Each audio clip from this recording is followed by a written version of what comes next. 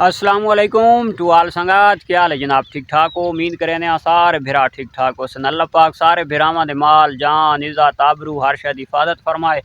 ते अल्लाह पाक सारे मुसलमानां दियां बच्चियां दे नसीब अच्छे फरमाए। ए चेक करो, ए चेक करो, सवेरे सवेरे मार्गा करेंदा बादाम स्प्रे मूंगी दे उत्ते स्प्रे कीती है ते वाते जड़ियां अपनियां वलियां लगियां पईयां ना हिदवाणा दियां, पित्तां दियां, टीटकां दियां, तरबूज दियां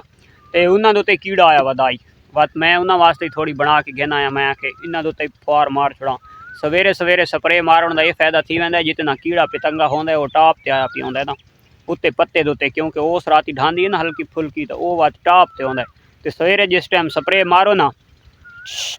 इ'यां सफाया थी वैंदा ते अगर दोपहर टाइम या सैकेंड टाइम स्प्रे मारो ना तो 100 दे विच कोई 50% फायदा थींदा ते सुबह सुबह मारो सारा यार और होंदे टाप दे उत्ते उत्तू लगदी स्प्रे च्यू क्लियर कट माशाल्लाह। मार्का अज बात तो बड़े दिनों तो बाद अपनी शहजादियां नूं घेना आया ग्रेजिंग वास्ते ते चेक करो बात बड़े दिहाड़ां दे बाद जेड़ा ना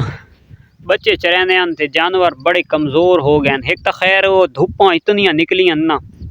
सब्ज़ा तो बिल्कुल ख़त्म थी गई। बारिश आवन नाल गंदम वाले सीजन दे विच तो बड़ा सब्ज़ा उगाई, बड़ा सब्ज़ा हो गया आई ते हुण इस टाइम सब्ज़ा बिल्कुल ख़त्म हो गया, सन्नाटा हो गया। ये जिहड़ी बूटी उत्ते खलोती है तो बेफायदी बूटी इसनूं जानवर खांदा नहीं ते जिथे छां छां है तो इत्थे छां वाली जहाज उत्ते थोड़ा बहु ये गुजारा वधा है। तो ये चीज़ों का यानी कि सानू कोई ज़्यादा ही ख्याल करना पौंदा है, खासकर जिन्हां दे जानवर ग्रेजिंग दे उत्ते वहंदे हैं और ज़्यादा देर इन्होंने धुप दे उत्ते रावणा होंदा है। और लाजमी गल एक होर मसला भी होंदा है कि धुप दे उत्ते सूरज दे उत्ते जानवर की जिहड़ी चर्बी होंदी है तो वो खुरदी है, वेस्ट होंदी है। तो उदू जड़ा तो जेब नूं दिखां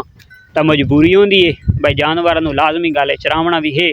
जिले चरसी बारू चार के आसी तो घर ना पावना पोसी, जिस टाइम घर ना पावना पोसी तो जेब दे उत्ते असर ना पोसी तो जिदा जेब दे उत्ते असर ना पोसी तो जिले साल बाद या 6 महीना बाद कापी पेंसिल बंदा चाह के कैलकुलेटर मरेंदा है तो बाद प्रॉफिट टैट होंदी है तो जिले प्रॉफिट टैट होंदी है तो बाद फार्मर खुशहाल होंदा है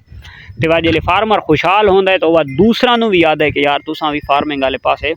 आओ, तबलीग करेंदा है, मशवरे देंदा है भाई फार्मिंग वाले पासे भाई प्रॉफिट ठीक है तो करना भी इ'यां चाहिए है। कोशिश करनी चाहिए कि खासकर जेडे बिरा काश्तकारी करेंदे ज़मीनदार हैं अपनी ज़मीन शमीना थोड़ियां बहु हैं तो उन्होंने वास्ते फार्मिंग चाहे गोट फार्मिंग है या चाहे शीप फार्मिंग है उन्होंने वास्ते बहुत ज़्यादा प्रॉफिटेबल है, बहुत कम खर्चे दे विच है और बहुत जल्द वो यानी कि नवा फार्मर भी वह खर्चा अफोर्ड कर सकता है क्योंकि वो बहुत सारिया चीज़ां ऐसियां होंदियां कि जड़ियां वो घर दे विच मौजूद होंदियां। तो जिस टाइम वो बाहर वैसी भी नहीं जेब दे विच पैसा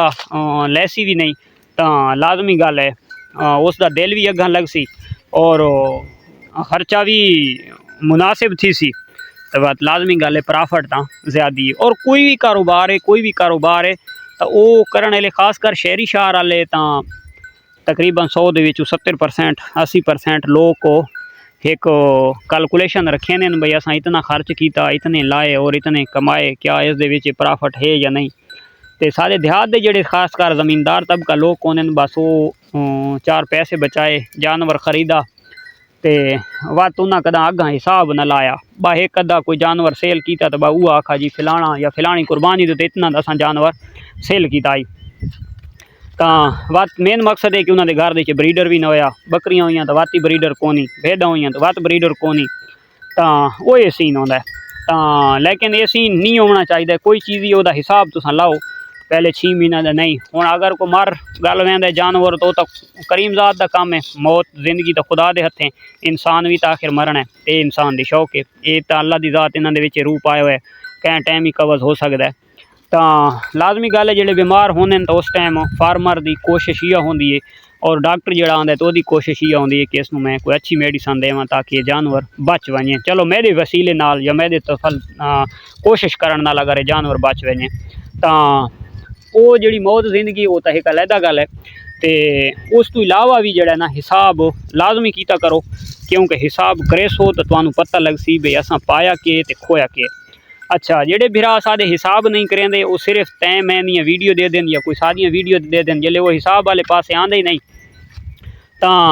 वो पहले नंबर दोते तो बहुत सारे लोग बहुत ज़्यादा पैसा इन्वेस्ट कर दे सन, ओए होए बड़ा प्रॉफिट है, वो लौट के खा गई है, असा रह गया,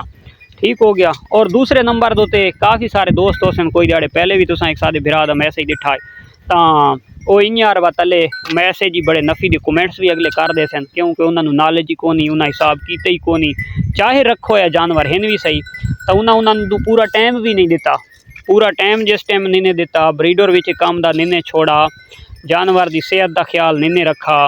उन्होंने मेडिसन का ख्याल नहीं रखा, उसके बावजूद उन्हें दूजा नू गलत करने वास्ते बड़ी कोशिश करे सन, गलत साबित करने वास्ते ते लेकिन असल दे विच वो गल है आप गलत, वो बंदे दे विच अपने दे कोई चक्कर है, कोई कारोबार है तुसां करेंदे हो उसका तुसां हिसाब रखो नंबर 1।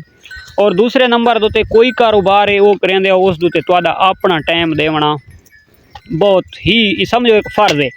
ठीक हो गया, वो तुसां लाजमी देवना है। अच्छा तीजे नंबर दोते जनाब उस कोई कारोबार है उसकी तुहानू 6 महीना बाद या साल बाद तुसां उसकी कापी लाजमी चावनी है, वह तुसां हिसाब लाजमी करना है भाई असा इन्हों पाया कितना है,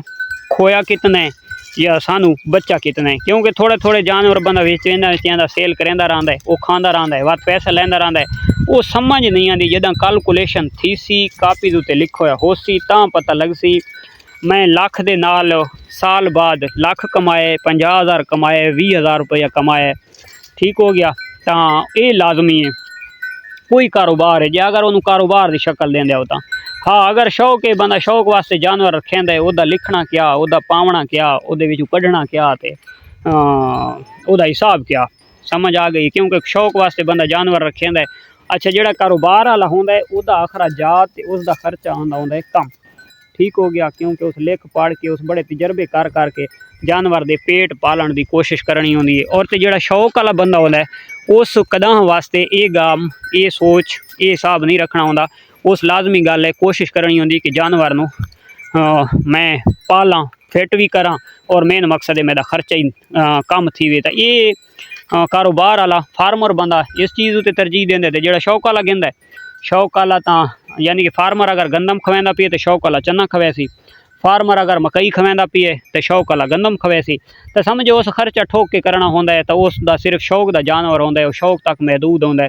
तो वो एक अलहदा गल है, वो एक अलहदा मैंड है, वो एक अलहदा सैटअप है और अलहदा ही वह प्रोटोकॉल है। समझ आई, कोई बिरा सादे कुर्बानी वास्ते अपना जानवर खुद तैयार करें तो बहुत अजाफी खर्चा करें, किन्हों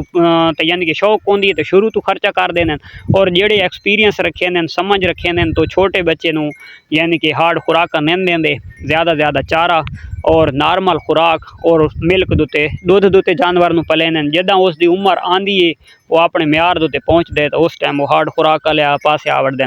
कोई शौकीन ऐसे उन्होंने इतना एक्सपीरियंस होंदा नहीं भाई खर्चा ही कम करना है, जानवर की हाइट भी अच्छी करावनी है, जानवर का वेट भी अच्छा बनावना है, तो उन्होंने इतनी नहीं समझ आती, शुरू तो हार्ड खुराक देंदे रहते तो खैर वेट तो जानवर वत भी करेंदे लाजमी गल है, एक डाल्टा खांदा है एक देसी घी खांदा है तो बस फर्क तो होंदा है, तो लेकिन जड़ा ना वो जिथे उस जानवर पहुँचना होंगे उत्थे पहुँच नहीं सकता, लेकिन अगर कापी वाले पासे वहाँ तो उन्होंने खर्चा 2 गुना फालतू होंदा है, ज़्यादा होंदा है। तो ये छोटियां छोटियां समझा होनी, छोटे छोटे पॉइंट होने जेडे नपने पौने, छोटियां छोटियां गल्लां दे उत्ते गौर करना पौंदा है। और ये भी एक छोटा छोटा मामला है कि एक दूसरे नू देख के एक दूसरे को पुछण वाले कोई शर्म महसूस न किया, ताकि जड़ा ना कोशिश ये की आस पास के इलाकों के फार्मां दे विजिट करके किसी शौकीन के घर विजिट करके तो वो बंदा वो खुराक शुराक दे दे भाई ये किएं मैनेज करता पिए, ये किहड़ी खुराक पैंदा पिए, ताकि इसके जानवर भी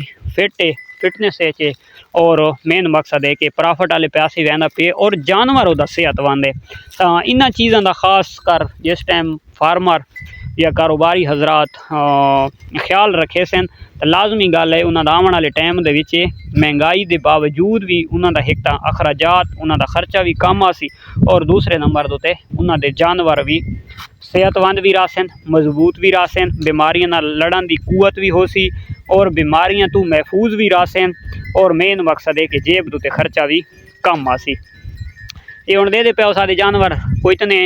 तंदुरुस्त कौन वधे कमज़ोर वधन। पहले नंबर ते तकरीबन सारे जानवर डिलीवर किया है और दूसरे नंबर ते इन्होंने को गंदम लड़ गई है, इस वजह तो कम बीमार रहे हैं, वत भी कमज़ोर। और दूसरे आखिरी गल तो वहाँ तो इन्हों का पेट भर के फुल टाइम ये यानी कि मैं आप टाइम ना दे सकता पिया पिछले कोई दिहाड़ा तो